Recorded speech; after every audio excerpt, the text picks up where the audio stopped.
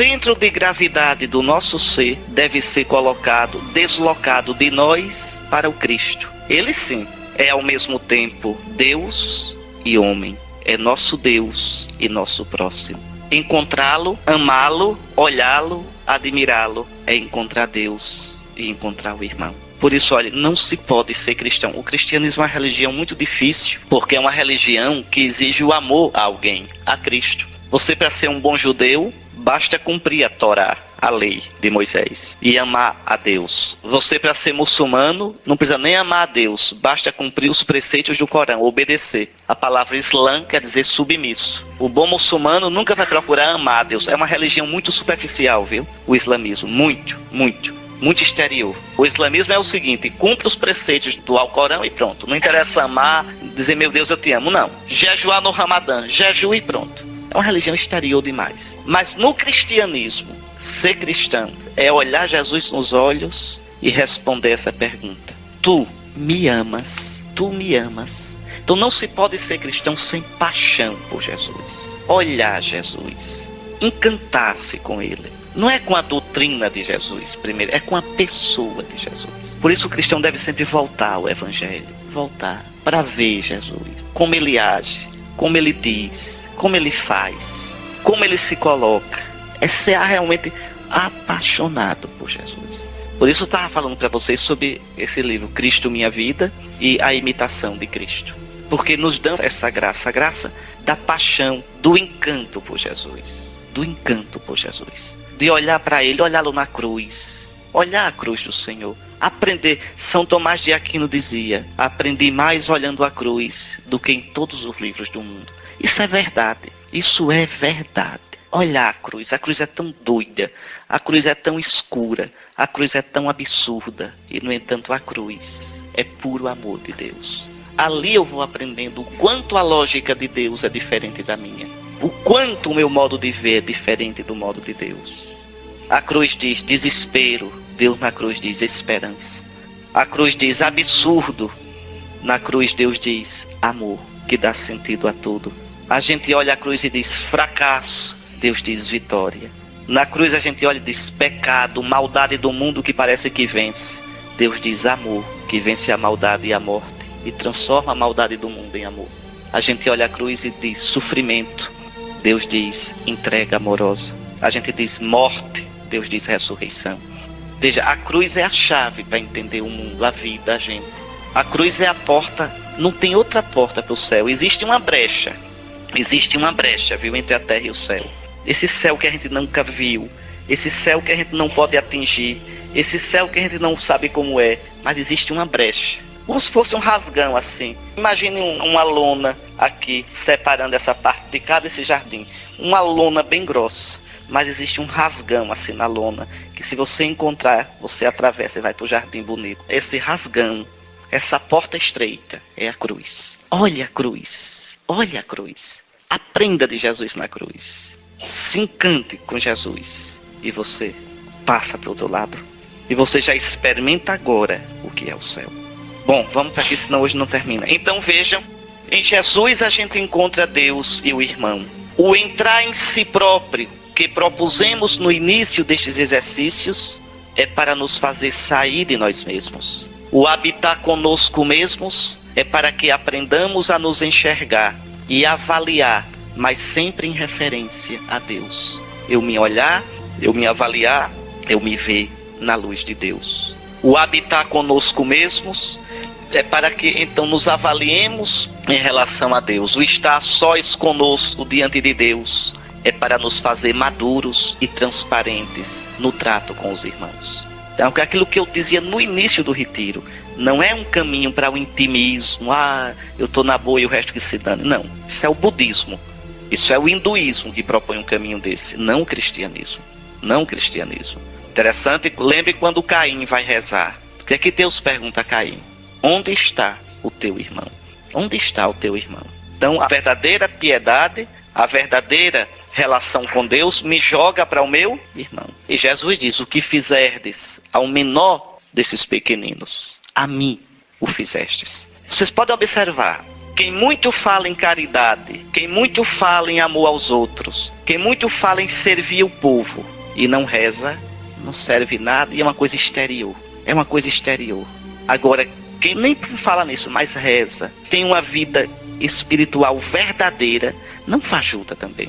Se abre em compaixão, carinho, cuidado, atenção pelas pessoas, por quem sofre, por quem está só, por quem chora, por quem está na miséria. Porque aí a gente ama com o amor de Jesus, com o coração de Jesus. Nosso coração vai pulsando na medida do coração de Cristo. Pois bem, a palavra santa, quer dizer a Bíblia, e a experiência nos ensinam que somos desequilibrados, feridos, donos de um coração dividido, fragmentado. São Paulo traça um quadro desolador do homem entregue a si mesmo. Vocês podendo leiam, viu? Romanos 7, 14 a 25. São Paulo vai dizer, né? Eu não sei o que acontece comigo. Não faço o bem que quero e faço o mal que não quero. Ele diz, o querer o bem está ao meu alcance. Mas quando eu vou fazer o bem, muitas vezes é o mal que eu faço. E aí ele pergunta, ele diz, infeliz de mim, quem me libertará deste corpo de morte? Corpo aqui para São Paulo, quer dizer, esta situação de morte. Quem me libertará dessa humanidade ferida? E ele responde, graças sejam dadas a Deus, por Jesus Cristo, Senhor nosso. Isso mesmo, é Cristo Jesus, Senhor nosso, quem nos recompõe, quem nos restaura segundo sua imagem bendita. Deformados pelo pecado, somos conformados a Cristo. Somos conformados a Cristo ressuscitado, para sermos um dia transformados à sua imagem. Então vejam, somos deformados, mas à medida que formos conformados a Cristo, seremos transformados nele.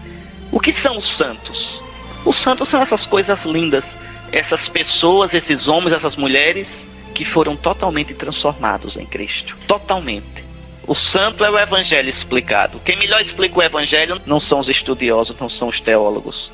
Quem explica o evangelho são os santos. Quer entender o evangelho? Leia a vida dos santos, vocês vão ver o que é o evangelho. Vocês vão ver o que o evangelho, o que Cristo, o que a graça provoca na vida da gente. Às vezes diz, esse santo é doido. É. Por que você diz que ele é doido? Porque ele deixou de ser o eixo da vida dele e colocou outro eixo, o Cristo. Uma Madre Teresa de Calcutá, não é doida? Largar tudo, para cuidar dos pobres de Calcutá, e eram tantos que ela não dava conta. Não é doida uma pessoa dessa? 200, 500, 1000 pobres, mendigos, leprosos, e ela cuidando desse com todo amor, como se fosse só ele. Quando esse morria, ela ia para o outro. Não é doida uma criatura dessa? É, aos olhos do mundo é doida. É doida. E no entanto é mais sábia do que nós todinhos.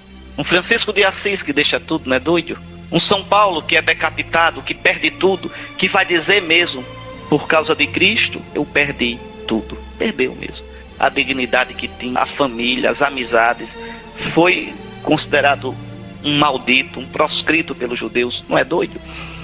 Mas por quê? Qual foi a doidice desses homens, dessas mulheres? Eles quiseram que Cristo fosse de verdade o eixo da vida deles. E foram livres. E foram felizes. Foram felizes. Enquanto a gente colocar na cabeça da gente, eu tenho que ser feliz de qualquer jeito, eu só tenho essa vida e eu tenho que ser feliz, nunca será feliz. Nunca.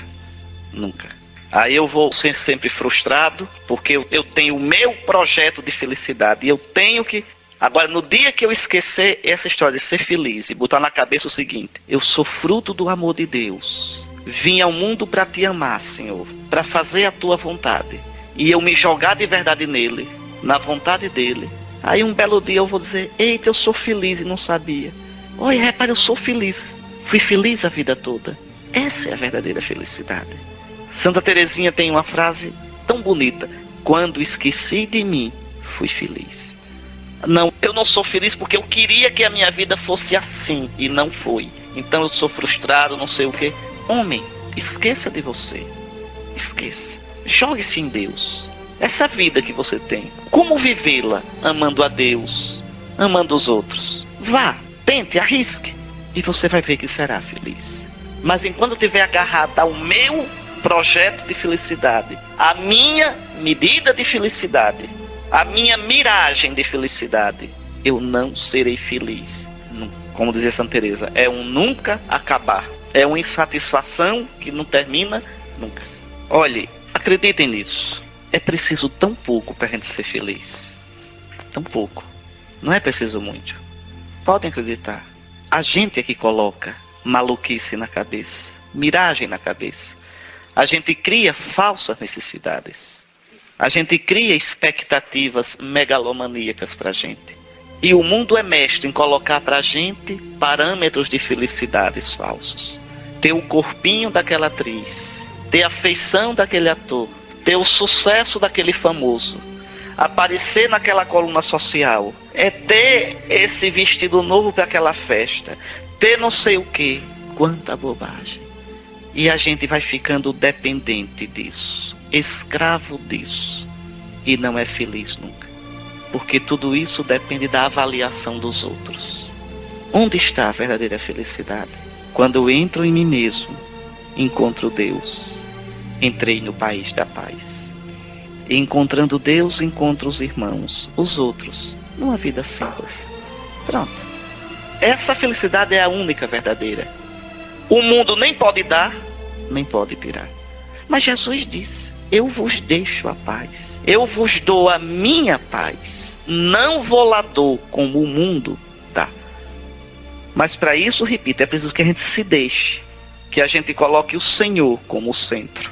E não a gente. E não a gente. Bom, vamos ver. É isso que São Paulo diz, que Jesus nos liberta. Olha assim como trouxemos a imagem do homem terrestre, esse homem quebrado, assim também, com a graça de Cristo, traremos a imagem do homem celeste, de Jesus, morto e ressuscitado. Este é o nosso destino, a nossa vocação desde toda a eternidade. Deus nos criou para isso, para a gente trazer em nós a imagem de Cristo morto e ressuscitado. Porque os que de antemão Deus conheceu, esses também predestinou a serem conformes à imagem do seu Filho, a fim de ser ele o primogênito de muitos irmãos. Então Jesus é a nossa forma. Jesus é nosso modelo, é nosso protótipo. Não ser como Jesus é ser deformado. Não ser como Jesus é não chegar a ser gente de verdade. Esse é o paradoxo do ser humano. Eu só me encontro a mim saindo de mim. Eu só me encontro se eu me perder nele. Me perco nele e nele eu encontro tudo. São Francisco, veja um homem como São Francisco. Tendo Deus, tinha tudo. Mas para chegar a ter tudo, para chegar a ter Deus, foi preciso deixar tudo. Esse deixar tudo, no caso de vocês, não é deixar a família, a casa, o emprego, o dinheiro, não é isso. É deixar-se. É o que Jesus disse no Evangelho domingo passado. Jesus disse assim, repare, vendei os vossos bens e dai esmola.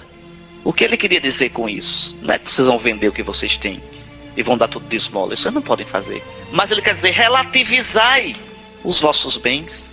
Não vos apegueis. Dai esmola. Quer dizer, colocai vossos bens a serviço dos outros. Bens aqui não é só dinheiro, casa, bem material, não. Vosso tempo, vossa inteligência, vossa criatividade, vosso poder, vosso sucesso. Quer dizer, não vivam só para vocês. Abram-se para os outros. É como aquela outra, no outra semana, aquela parábola, Jesus prevenindo. Diz, um homem, o terreno dele produziu muito fruto. Uma colheita excelente. Foi o que ele fez? Meu caro, você está feito na vida. Com essa colheita, você lavou a jega. O que é que eu vou fazer com esse trigo todinho? Vou derrubar meus celeiros, que não cabe tudo. Veja, um homem cuidadoso. Vou construir maiores e vou acumular tudo. E depois vou parrer e dizer, meu amigo, agora é vida mansa porque você... Observe, Jesus não diz que esse homem era ladrão. Ele não era ladrão. Ele não roubou aquela terra. Ele não roubou ninguém. Ele trabalhou. Aquela colheita foi do trabalho dele. Jesus não disse que aquele homem era injusto, que não pagava os empregados. Não, pagava direitinho, trabalhou direitinho, a terra era dele. E por que é que Deus na mesma noite diz, louco, hoje mesmo a vida te será pedida? Hoje você morre. Por que Deus ficou tão zangado? Por duas coisas. Repare esse homem. Primeiro, ele não foi capaz de dizer sim